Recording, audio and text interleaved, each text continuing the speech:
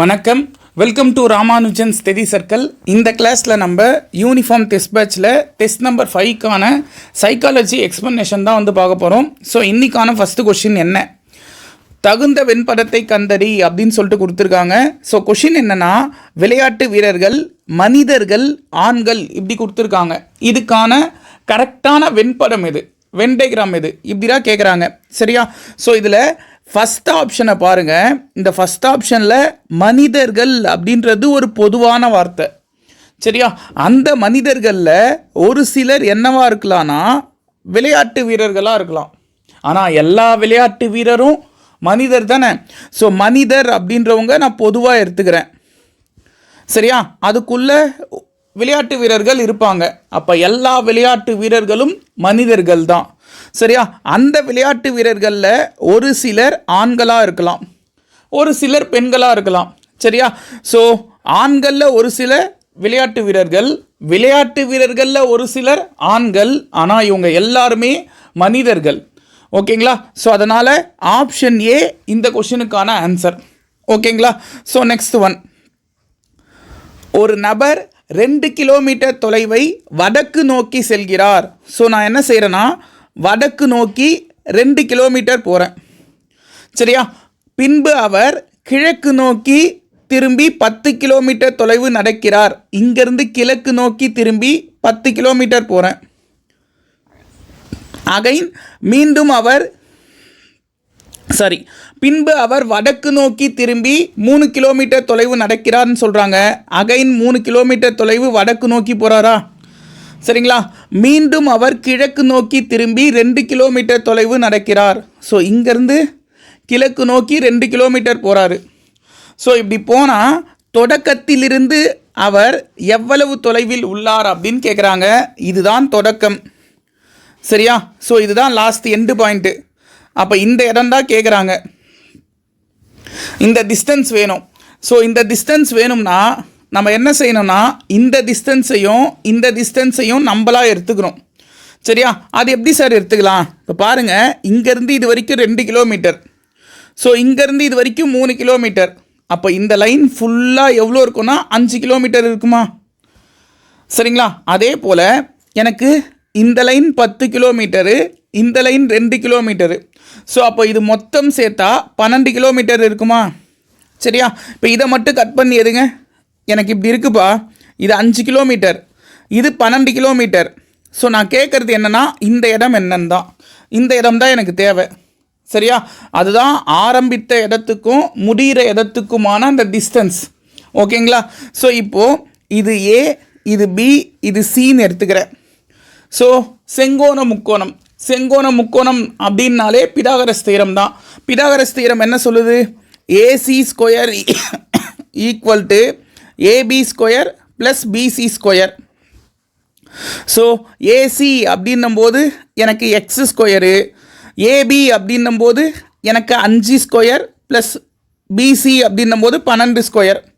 அப்போ 25 plus 144, 12 square அப்படின்றது 144. ஓகேங்களா? ஸோ இதை ஆட் பண்ணும்போது 169ன்னு வருதுப்பா. அதாவது எக்ஸ் ஸ்கொயருக்கான மதிப்பு 169. இதை எப்படி எதலாம்னா, எக்ஸ் ஸ்கொயர் ஈக்குவல் டு 13 ஸ்கொயர்னு எதலாம். நீங்கள் 13ஐயும் பெருக்கி பாருங்கள், 169 வரும். சரியா? அப்போ எக்ஸோட மதிப்பு, இந்த ஸ்கொயருக்கு ஸ்கொயர் அதிர்ஷ்டா எக்ஸோட வேல்யூ 13ன்னு வருமா? அந்த 13 தான் ஆரம்பித்த இடத்துக்கும் அது முடிகிற இடத்துக்குமான டிஸ்டன்ஸ். அதாவது நமக்கு தேவையான ஆன்சர் ஆப்ஷன் பி, 13 கிலோமீட்டர். ஓகேங்களா? ஸோ நெக்ஸ்ட் ஒன், சங்கர் என்பவர் சரத்தின் சகோதரர். நான் என்ன செய்கிறேன்னா, சங்கர்ன்ற ஒரு ஆளை அவர் சரத்தோட சகோதரர்னு எடுத்துக்கிறேன். சரியா? அப்போ சரத்துக்கு சங்கர் சகோதரர்னா இவங்க சங்கர் அப்படின்றது ஒரு ஆண். ஓகேங்களா? நெக்ஸ்ட்டு, காவ்யா என்பவர் ரவியின் சகோதரி அப்படின்னு கொடுத்துருக்காங்க. இங்கே எனக்கு காவ்யா எங்கே வரையணும்னும் தெரியாது, ரவி எங்கே இருக்காருன்னும் தெரியாது. அதனால் அந்த பாயிண்ட் அப்படியே விட்டு அடுத்த பாயிண்ட்டு போகிறேன். சரத் என்பவர் காவ்யாவின் மகன்னு கொடுத்துருக்காங்க பாருங்கள். இப்போ இங்கேருந்து நம்ம என்ன செய்யலாம், சரத் எனக்கு தெரியும், சரத் யாருன்னா காவ்யாவோட பையன். சரியா? அப்போ காவியாவுக்கு சரத் பையனா, சங்கரும் பையன் தானே. ஏம்பா இவங்க 2 பேரும் சகோதரர்கள்னு சொல்லிட்டாங்க. அப்போ காவியாவுக்கு சரத்து பையனா, எனக்கு சங்கரும் யாருன்னு கேட்டிங்கன்னா காவியாவோட பையன்தான். ஓகேங்களா? இப்போ அடுத்த பாயிண்ட் என்ன சொல்கிறாங்க, அதுக்கு முன்ன பாயிண்ட் விட்டோம் பாருங்க. காவியா என்பவர் ரவியின் சகோதரி அப்படின்னு கொடுத்துருக்காங்க. ஸோ ரவியோட சகோதரி தான் காவியா. சரிங்களா? இப்போ கொஷின் என்ன கேட்குறாங்கன்னா, காவியாவிற்கு சங்கர் என்ன உறவு? நம்ம ஏற்கனவே பேசந்தான். காவியாவுக்கு சரத் பையன்னா சங்கரும் பையன்தான். சரியா? ஸோ அப்போது மகன் அப்படின்றது ஆன்சர். ஓகேங்களா? இதே கொஞ்சம் கொஷின் மாற்றி சங்கருக்கு காவியா என்ன உறவு அப்படின்னு கேட்டிருந்தா அம்மா. சரிங்களா? தாய் அப்படின்றது ஆன்சராக இருந்திருக்கும். Next one, sum equal to 56, she equal to 49, சூனுக்கான வேல்யூ என்ன அப்படின்னு சொல்லிட்டு கேட்டிருக்காங்க. இந்த கொஷின் ஆக்சுவலாக நீங்கள் A1 B2 C3ன்னு எடுத்துன்னு போயிட்டு அப்ளை பண்ணிங்கன்னா ஆன்சர் வராது. சரிங்களா? அதுக்கு என்ன செய்யலாம் சார், நான் Z1 Y2 X3ன்னு எடுத்துக்கிறேன். ஸோ இப்படி ரிவர்ஸில் அப்ளை பண்ணுறேன். அப்படி பண்ணும்போது S கரெக்டாக 8வது லெட்டராக இருக்கும். சரிங்களா? S 8வது லெட்டராக இருக்கும். அதே போல் O 12வது லெட்டராக இருக்கும். M 14வது லெட்டராக இருக்கும். E 22வது லெட்டராக இருக்கும். ஸோ இதை ஆட் பண்ணி பாருங்கள். 36, 44, 56 கரெக்டாக வரும். அதே போல் இப்போ ஷி எடுத்துக்கிறேன்னு வைங்களேன். S 8வது லெட்ரு, H பார்த்தீங்கன்னா கரெக்டாக 19வது லெட்டராக வரும். சரிங்களா? அதே போல் E 22வது லெட்டராக வரும். இதை ஆட் பண்ணியும் பாருங்கள், 49 கரெக்டாக வரும். அப்போ சூனுக்கு என்ன sir answer? S 8, O 12, again O 12, என்னோட வேல்யூ 13. ரிவர்ஸில் எடுத்துக்கிறேன்ப்பா, இதை நோட் பண்ணிக்க. ரிவர்ஸில் எடுத்துக்கிறேன். ஸோ இதை ஆட் பண்ணால் இது 25, 37, 37 ஒரு 8 45. ஸோ 45 அப்படின்றது answer, option A. Next one, தவறான ஒன்றை கண்டறி அப்படின்னு கேட்டிருக்காங்க. இந்த கொஷினை பொறுத்த வரைக்கும் இது என்ன பேட்டர்ன் அப்படின்னு கேட்டிங்கன்னா, U 21வது எழுத்து, Y 25வது எழுத்து, I 9வது எழுத்து, D 4வது எழுத்து. சரியா? இப்போ இதை நான் 5 ஸ்கொயர்னு எழுதுவேன், இதை நான் 3 ஸ்கொயர்னு எழுதுவேன், இதை நான் 2 ஸ்கொயர்னு எழுதுவேன். அதாவது இந்த 3 ஆப்ஷனுமே வர்க்க எண்கள், ஸ்கொயர் நம்பர்ஸ். சரியா? 21ன்றது வர்க்க எண் இல்லை. அதனால் ஆப்ஷன் ஏ தான் ஆன்சரு. சரிங்களா? புரியும் நினைக்கிறேன். A1 B2 C3ன்னு எடுத்தா Y 25வது எழுத்துப்பா, அது 5 ஸ்கொயர்னு சொல்லலாம். அதே போல் I 9வது எழுத்து, அந்த 9 நம்ம என்னன்னு சொல்லலாம்னா 3 ஸ்கொயர்னு எடுத்துக்கலாமா? அதே போல் இங்கே D 4வது எழுத்தாக வரும்பா, அதை 2 ஸ்கொயர்னு எடுத்துக்கிறேன். இது எல்லாமே வர்க்க எண்கள். ஆனால் ஏபிசிடியில் U 21வது எழுத்தாக வரும், அது வர்க்க எண் அல்ல. அதனால் U தான் ஆன்சரு. சரியா? நெக்ஸ்ட்டு ஒரு பசில்ஸ், ஒரு புதிர்கள் பேஸ் பண்ண ஒரு சம்மு. 5 நண்பர்கள் ஒரு கம்பெனியில் பணிபுரிகின்றனர். யார் யார் அந்த 5 பேர்? கதிர், கமல், ஹரி. ஸோ இந்த 3 பேர். இது இல்லாமல் விமல், கரண். ஸோ இந்த 5 பேர்ப்பா. இதில் இன்னொரு விஷயம் என்ன சொல்லியிருக்காங்கன்னா, கதிர், கமல், ஹரி என்பவர்கள் திறமையானவர்கள். அப்போ நான் இதை திறமையானவர்கள்னு ஒருத்தர் எடுத்துக்கிறேன். சரிங்களா? ஸோ அதே போல் விமல், ஹரி, கரண் என்பவர்கள் நேர்மையானவர்கள். இன்னொருத்தர் பாருங்கள், கடின உழைப்பாளிகள்னு கொடுத்துருக்காங்க. கடின உழைப்பாளிகள் ஷார்ட்டாக ஏறும் பாருங்கள். நெக்ஸ்ட்டு நேர்மையானவர்கள்னு ஒரு சிலர். ஓகேங்களா? இப்போ இதை நம்ம என்ன செய்யலாம்னா அப்படியே மார்க் பண்ணலாம், யார் யார் எங்கே இருக்காங்கன்னு. ஸோ இதில் பாருங்கள், யார் யார் சொல்லியிருக்காங்க? கதிர், கமல், ஹரி. ஸோ கதிர், கமல், ஹரி 3 பேருமே திறமையானவர்கள். சரிங்களா? நெக்ஸ்ட்டு விமல், கதிர், கரண். விமல், கதிர், கரண் 3 பேருமே யாருன்னு கேட்டிங்கன்னா கடின உழைப்பாளிகள் அப்படின்னு கொடுத்துருக்காங்க. ஸோ அதே போல் நெக்ஸ்ட்டு விமல், ஹரி, இன்னொருத்தர் கரணா, இவங்க 3 பேருமே யாருன்னு கேட்டிங்கன்னா நேர்மையானவர்கள் அப்படின்னு சொல்லிட்டாங்க. இவ்வளோதான்ப்பா இந்த டயக்ராம். இதை வரைஞ்சாச்சு. இல்லை என்ன கேட்குறாங்கன்னா, கீழ்கண்டவற்றில் நேர்மையாகவும் கடின உழைப்பாளியாகவும் இல்லாமல் திறமையானவராக மட்டும் இருப்பவர் யார்? பாருங்கள், கடின உழைப்பாளி அப்போனா என்ன அர்த்தம்? அவங்க இந்த லைனில் வரக்கூடாது, இந்த லைன்லேயும் வரக்கூடாது. சரியா? திறமையானவர்களில் மட்டும் வரணும். அந்த மாதிரி இருக்குது இங்கே யாருன்னு கேட்டிங்கன்னா கமல் மட்டும்தான். பாருங்கள், அவர் திறமையானவரில் மட்டும்தான் வராரு. கடின உழைப்பாளியும் இல்லை, நேர்மையானவரும் இல்லை. சரியா?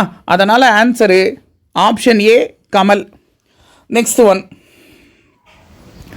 2 என்ற எண்ணிற்கு எதிரே வர வேண்டிய எண் எது அப்படின்னு சொல்லிட்டு கேட்குறாங்க. இந்த கொஷினை பொறுத்த வரைக்கும் இது ரெண்டுத்துலேயும் பொதுவாக இருக்கிறது யாருன்னு பாருங்கள். 5 பொதுவாக இருக்கா? ஸோ அங்கேருந்து நம்ம கடிகார திசையில் எழுதுவோம். 5, 4, 1ன்னு வரும். அதே போல் இங்கே 5, 3, 2ன்னு எழுதலாமா? ஸோ எது பொதுவாக இருக்கோ அந்த நம்பர் ஃபஸ்ட்டு எழுதிக்கிங்கப்பா. அங்கேருந்து கடிகார திசையில் எழுதணும், கிளாக் வைஸ் டைரெக்ஷனில். சரியா? அப்படி எழுதிட்டு இங்கே இருக்கிற இந்த 4 நம்பருமே வேறு வேறு நம்பராக இருந்தால் தான் நீங்கள் எழுதுந்து ரைட்டு, இல்லைனா நம்ம எழுதுறதுல ஏதோ தப்பு இருக்குதுன்னு அர்த்தம். சரியா? அப்படி இருக்கும்போது 5க்கு ஆப்போசிட் எது சார் இருக்கும்? இங்கே எந்த நம்பர் மிஸ் ஆகுதோ அதுதான் 5க்கு ஆப்போசிட். அப்போ 5க்கு ஆப்போசிட் 6, 6க்கு ஆப்போசிட் 5. நமக்கு என்ன கொஷின் கேட்குறாங்க? 2 என்ற எண்ணிற்கு எதிரே வர வேண்டிய எண் எதுன்னு கேட்குறாங்க. 2க்கு எதிரில் 1 தானே இருக்குது. சரியா? ஸோ ஆப்ஷன் ஏ 1 அப்படின்றது தான் இந்த கொஷினுக்கான ஆன்சர். நெக்ஸ்ட் ஒன், 3 எண்களின் விகிதம் 3:4:5. சரி, ஓகேப்பா. இது எல்லாமே ரேஷியோவில் இருக்குமா? விகிதத்தில் இருக்குது. அதனால் கூட எக்ஸு சேர்த்து எழுதிக்கிறேன். ஸோ 3x ஒருத்தர், 4x ஒருத்தர், 5x ஒருத்தர். இதை ஏன் ஆட் பண்ணுறேன்னா இதுக்கான சராசரி 280ன்னு கொடுத்துருக்காங்க. சராசரினா என்ன? இதை 3ஐயும் கூட்டி 3ஆல் வகுத்தா அதுதானே சராசரி. ஸோ எத்தனை நம்பர் கொடுத்துருக்காங்களோ அத்தனை நம்பரையும் கூட்டி அது எத்தனை நம்பரோ அதால் டிவைட். ஸோ இங்கே 3 நம்பரையும் கூட்டி 3ஆல் வகுத்தா அதுதான் வந்து நம்ம சராசரின்னு சொல்லுவோமா? அந்த சராசரி தான் அவங்க ஆல்ரெடி என்னன்னு சொல்லிட்டாங்க, 280ன்னு சொல்லிட்டாங்க. சரியா? ஸோ இந்த 3 நம்பரையும் கூட்டுங்க. இது 3x, 4x, 5x ஆட் பண்ணிங்கன்னா 12xன்னு வருமாப்பா. பை 3 = 280. ஸோ 3ஆம் வாய்ப்பாலில் இது 1 முறை, இது 4 முறை. 4ஆம் வாய்ப்பாலில் இது 1 முறை, இது 4 28 ஒரு 0. ஸோ எக்ஸோட வேல்யூ 70ன்னு வருதா? இந்த எக்ஸோட வேல்யூ 70ன்னு வந்திருக்குல்லப்பா. இந்த எக்ஸ்னா யார் சார்? ஒரு பங்குக்கான ஆன்சர் 70 எனக்கு ஃபஸ்ட்டு இங்கே கொஷினில் என்ன கேட்குறாங்க? பெரிய எண்ணிற்கும் சிறிய எண்ணிற்குமான வித்தியாசம் என்ன அப்படின்னு கேட்குறாங்க. இங்கே பெரிய எண் அதாவது 5 பங்கு இருக்குது, சிறிய எண் 3 பங்கு இருக்குது. இதுக்கான வித்தியாசம் அப்படின்னா கழிக்கணும்பா. சரியா? வித்தியாசம்னா கழிக்கணும். அப்போ 2 பங்குக்கான ஆன்சர் என்னன்னு கேட்குறாங்க. சரியா?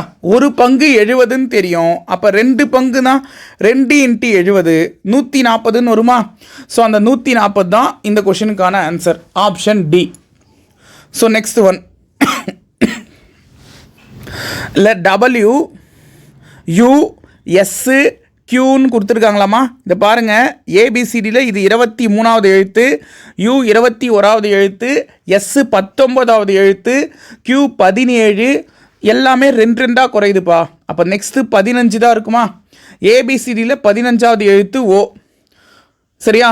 ஓவில் எனக்கு 2 ஆன்சர் இருக்குது. அப்போ இது 2ம் ஆன்சர் இல்லை. சரியா?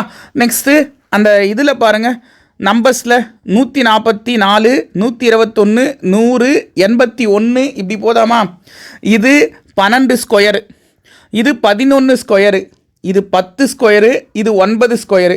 அப்போ நெக்ஸ்ட்டு 8 ஸ்கொயர் தான் வரும். 8 ஸ்கொயர் என்னப்பா? 8 8 64. சரியா? அப்போ ஆன்சரு இதில் O, இதில் 64. சரியா? ஸோ இந்த மாதிரி இருக்கிறது தான் ஆன்சரு. அப்போ ஆப்ஷன் ஏ இந்த கொஸ்டினுக்கான ஆன்சர். ஓகேங்களா? ஸோ நெக்ஸ்ட் ஒன்,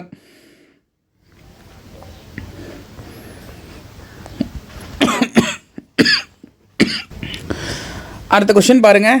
ஒரு சட்டையை 110 ரூபாய்க்கு வாங்கி அதை 90 ரூபாய்க்கு விற்கிறாங்க. சரியா? நட்ட சதவீதத்தை காண்கன்னு சொல்கிறாங்க. எவ்வளோ ஈஸியான கொஷின். ஒரு சட்டையை 110 ரூபாய்க்கு வாங்கி 90 ரூபாய்க்கு விற்கிறாங்கனாலே நஷ்டம் தானேங்க. எவ்வளோ நஷ்டம்? ஸோ நஷ்டத்துக்கு என்ன சார் ஃபார்முலா? நஷ்டம் ஈக்குவல் டு வாங்கிய விலை மைனஸ் விற்ற விலை. சார் இந்த ஃபார்முலாலாம் எங்களுக்கு எதுக்கு சார்? டைரெக்டாக ஆன்சர் போட போகிறோம். 110ல் 90 கழிச்சா 20 ரூபா சார். நஷ்டம் 20 ரூபா சார். தாராளமாக நீங்கள் போடுங்க. நான் தப்புன்னு சொல்ல. கொஷினில் இது ஒரு கணக்காக கேட்டிருந்தா சரியா? ஆனால் நமக்கு தான் ஃபார்முலா கேட்குறானே. ஸோ ஃபார்முலாவாக கொஷின் வரும்போது அப்போ என்ன தெரிஞ்சாகணும்? நமக்கு இந்த ஃபார்முலாவும் தெரிஞ்சாகணும். சரியா? அப்போ ஞாபகம் வச்சுங்க. நஷ்டம்னு கொடுத்தாங்கன்னா அதுக்கான ஃபார்முலா வாங்கிய விலை மைனஸ் விற்ற விலை. சரிங்களா? ஸோ ஃபார்முலாவும் கேட்குறாங்க, அதுக்கேற்ற மாதிரி பரிசு போங்க. ஸோ வாங்கிய விலை அப்படின்னும்போது எனக்கு 110 ரூபாய்க்கு வாங்குகிறேன். விற்ற விலை அப்படின்னும் போது 90 ரூபாய்க்கு விற்கிறேன். ஸோ எவ்வளோ நஷ்டம்னு கேட்டால் 20 ரூபா நஷ்டம். சரியா? நெக்ஸ்ட்டு நஷ்ட சதவீதம் தான் கேட்குறாங்கப்பா கொஷினில். நஷ்ட சதவீதத்தை காண்க. ஸோ நஷ்ட சதவீதத்துக்கு என்ன ஃபார்முலா? நஷ்டம் பை வாங்கிய விலை இன்ட்டு 100%. சரியா? நஷ்டம் பை வாங்கிய விலை இன்ட்டு 100%. இது ஒரு சில இடத்துல அடக்க விலைன்னு கொடுத்துருப்பாங்க.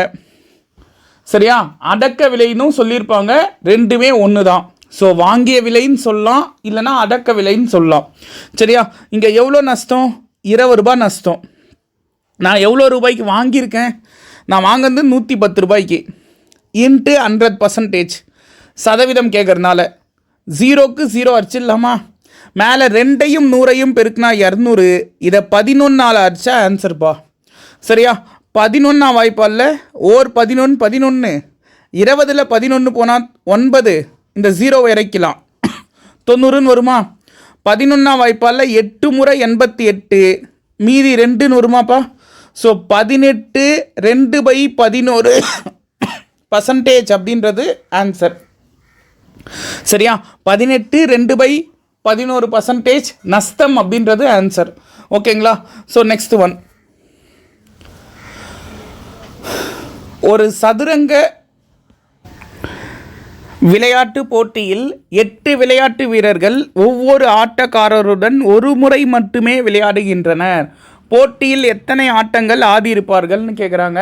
இந்த மாதிரி கொஷின் கேட்டால் நம்ம ஆல்ரெடி அந்த கை குலுக்கல்கள் பேஸ் பண்ணி சம் பார்த்தோம்ல, சேம் அதே ஃபார்முலாங்க.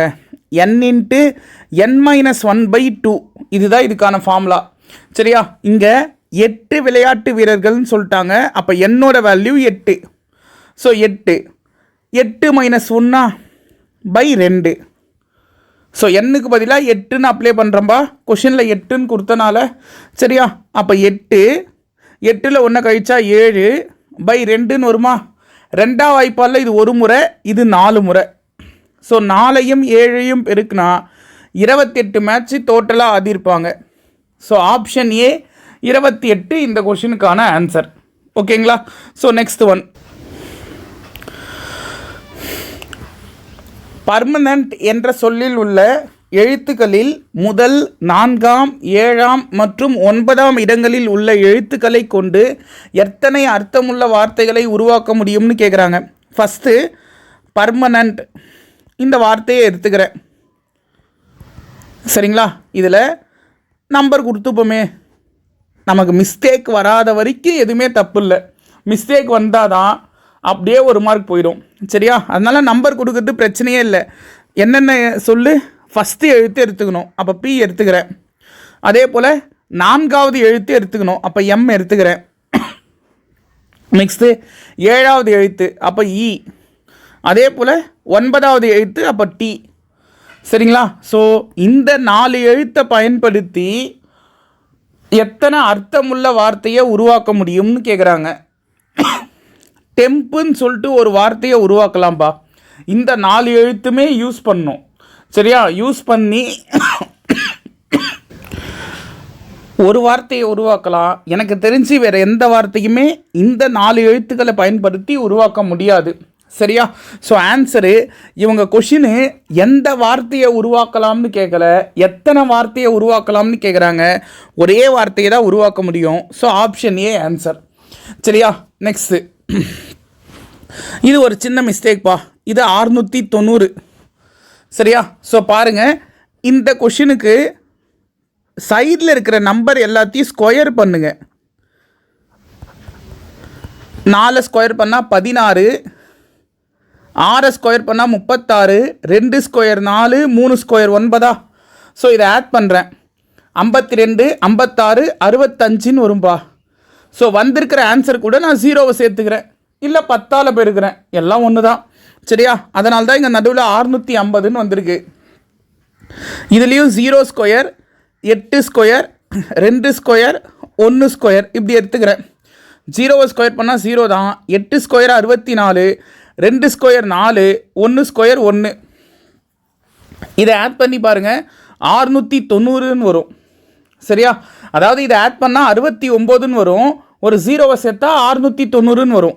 ஓகேவா? அதுதான் அங்கே நான் சொன்னேன், அது டைப்பிங்கில் மிஸ்டேக்கு. சரியா?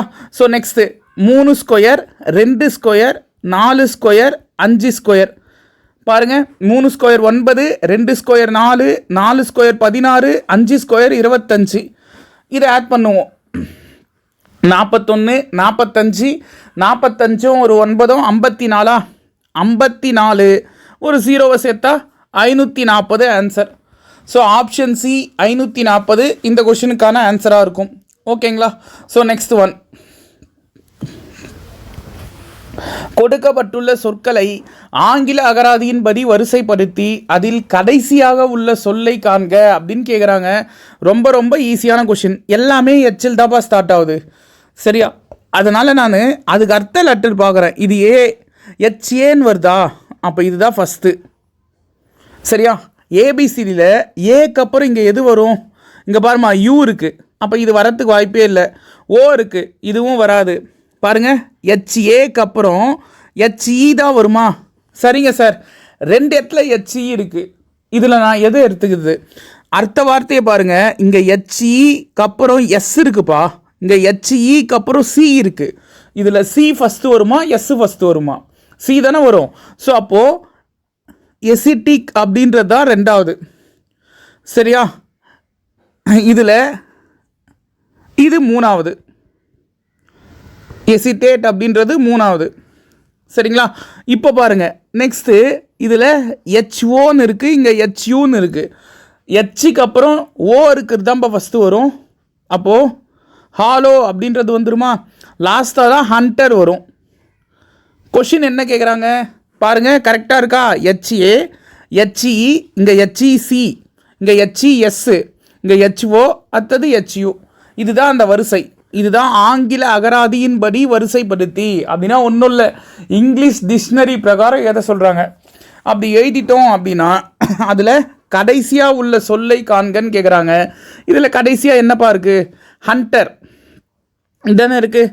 ஸோ ஆப்ஷன் பி ஹண்டர் அப்படின்றது ஆன்சர். ஓகேங்களா? ஸோ நெக்ஸ்ட் ஒன், கொடுக்கப்பட்டுள்ள படத்தில் எத்தனை முக்கோணங்கள் உள்ளது அப்படின்னு சொல்லிட்டு கொஷின் கேட்டிருக்காங்க. ஸோ இந்த மாதிரி டைகிராம் கொடுத்தா ஞாபகம் வச்சுங்க. இப்படி டைகிராம் கொடுக்குறாங்கன்னு வைங்க, இதுக்கு நம்பர் கொடுக்கலாங்க. 1, 2, 3. இதை ஆட் பண்ணால் வரதான் இதில் டோட்டல் நம்பர் ஆஃப் ட்ரையாங்கிள்ஸ். சரியா? மொத்தமாக இருக்கிற முக்கோணங்களின் எண்ணிக்கை அப்படின்றது இதில் இருக்கிற அந்த நம்பர்ஸை குத்தாலே வந்துடும். பாருங்கள், இதுக்கு நம்பர் கொடுக்குறேன்னு வைங்களேன், இது வரைக்கும் ஆட் பண்ணால் 6. அதே போல் இந்த சைடு நம்பர் கொடுக்குறேன் 3, 4. இது வரைக்கும் ஆட் பண்ணால் 10. அதாவது இது 1 + 2 + 3 + 4 ஆட் பண்ணி பாருங்கள், 10 வருதா? அப்போ மொத்தமாக இது ரெண்டையும் சேர்த்திங்கன்னா 16 முக்கோணம் இருக்குது. அவ்வளோதான் இந்த கொஷினுக்கான ஆன்சர். சரிங்களா? 16 அப்படின்றது ஆன்சராக இருக்கும். ஸோ இது எல்லாமே டாபிக் வைஸ் ஆல்ரெடி வீடியோஸ் கொடுத்துருக்கோம். சரிங்களா? ஸோ விருப்பம் இருக்கிறவங்க, தேவைன்னு நினைக்கிறவங்க அதை எடுத்து பாருங்கள். ஸோ எல்லாமே யூஸ்ஃபுல்லாக இருக்கும். ஸோ நெக்ஸ்ட் ஒன், கொடுக்கப்பட்ட அட்டவணையானது 5 பாடங்களில் மொத்த மதிப்பெண்கள் மற்றும் 5 மாணவர்கள் அந்த 5 பாடங்களில் எடுத்த மதிப்பெண்களையும் குறிக்கிறது அப்படின்னு கொடுத்துருக்காங்க. சரி, ஓகே. இதில் வேதியியல் மற்றும் உயிரியல் பாடங்கள் சேர்த்து ராகினி எடுத்த மதிப்பெண்ணானது. ஸோ வேதியியல் உயிரியலா? ஆமாம், வேதியியல்லையும் உயிரியல்லையும் ராகினி எடுத்த மதிப்பெண். ஸோ 45 1 38 1 இதை ஆட் பண்ணிங்கன்னா 83 மார்க்கு. சரியா? இந்த மார்க் வந்து என்ன சொல்கிறாங்க, 83. இதுதான் அவங்க ரெண்டுத்துலேயே எடுத்த மார்க்குப்பா, ஞாபகம் வச்சுங்க. இயற்பியல் மற்றும் கணித பாடங்கள் சேர்த்து மோகினி எடுத்த மதிப்பெண்ணில் எத்தனை சதவீதம்? இயற்பியல்லையும் கணிதத்துலேயும் மோகினி. ஸோ 55 1 82 1 இதை ஆட் பண்ணிங்கன்னா 137 மார்க்கா? ஸோ கொஷின் ரொம்ப simple. இவங்களது 137 mark.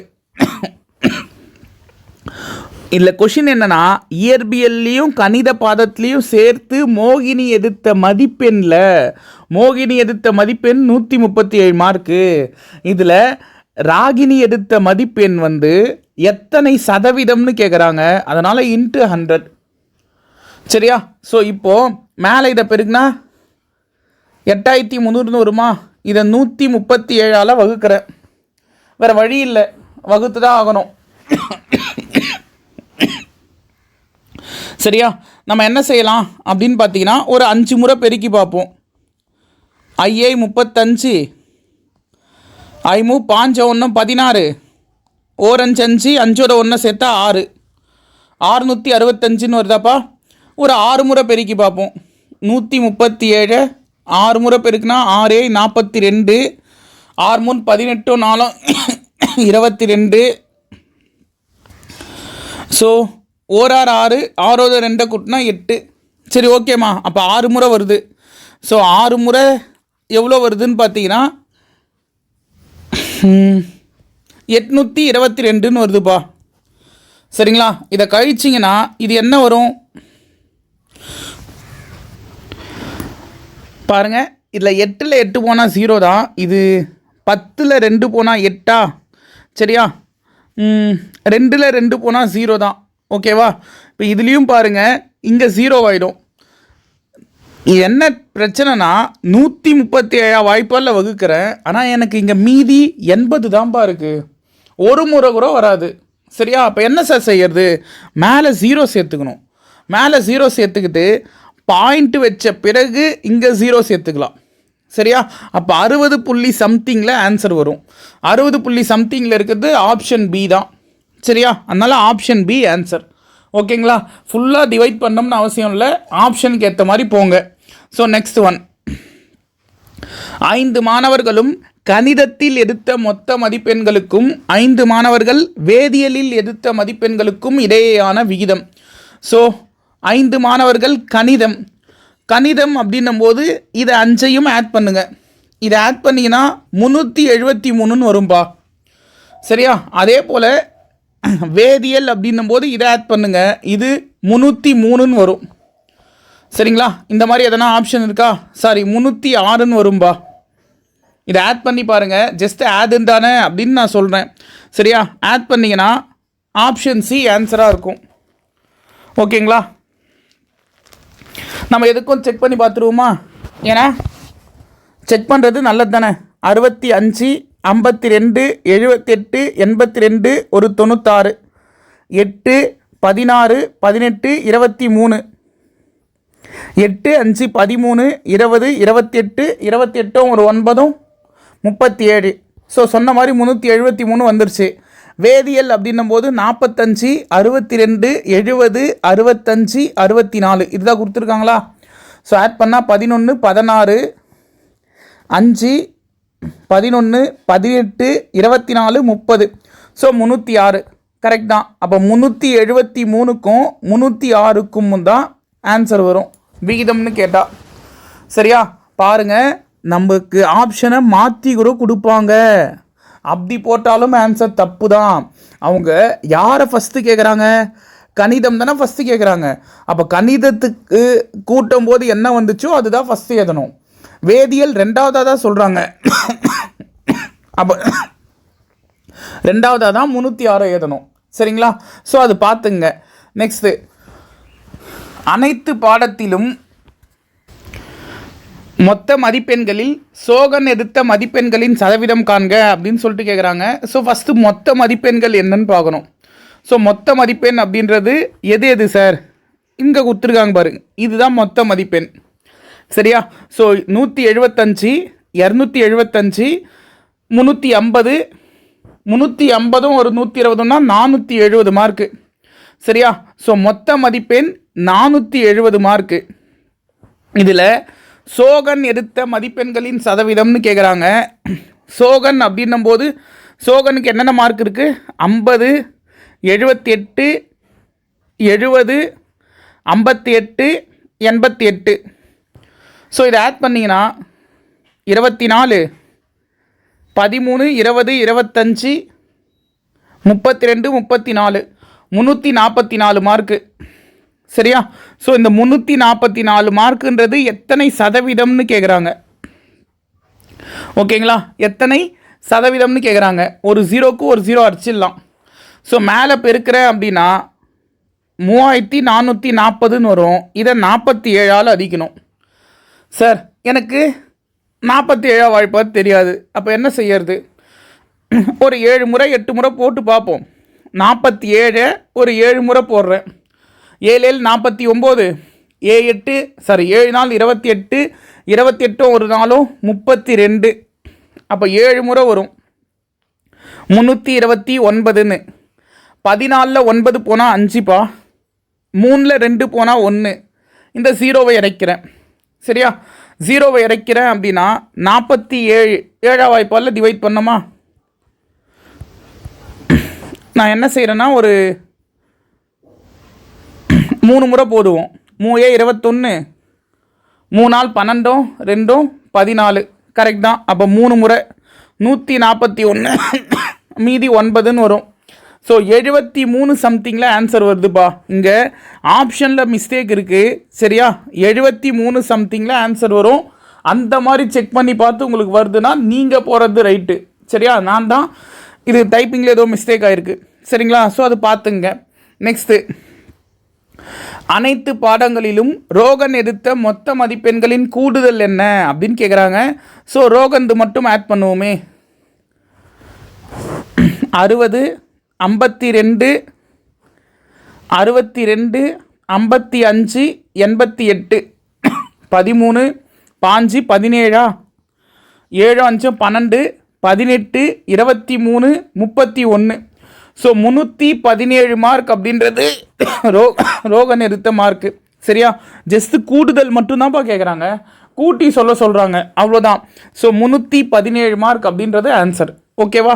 So next one, அனைத்து பாடங்களிலும் மோகன் எடுத்த மதிப்பெண்களின் சராசரி காண்க. நல்ல கொஷின். மோகன் எடுத்த மதிப்பெண். ஸோ மோகன் அப்படின்னும் போது 42, 96, 64, 72, 104.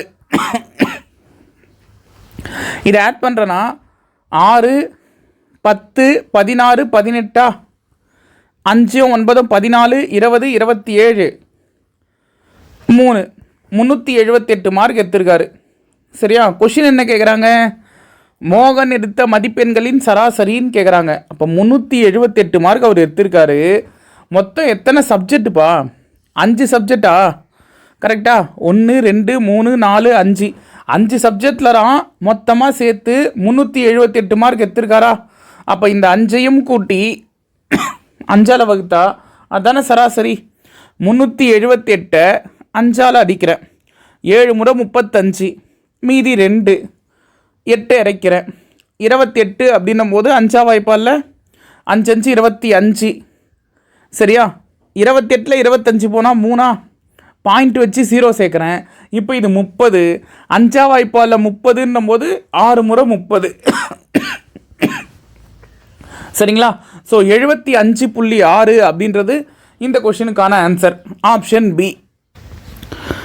இந்த வீடியோவில் நம்ம டெஸ்ட் நம்பர் 5க்கான சைக்காலஜி எக்ஸ்ப்ளனேஷன் வந்து பார்த்துருக்கோம்.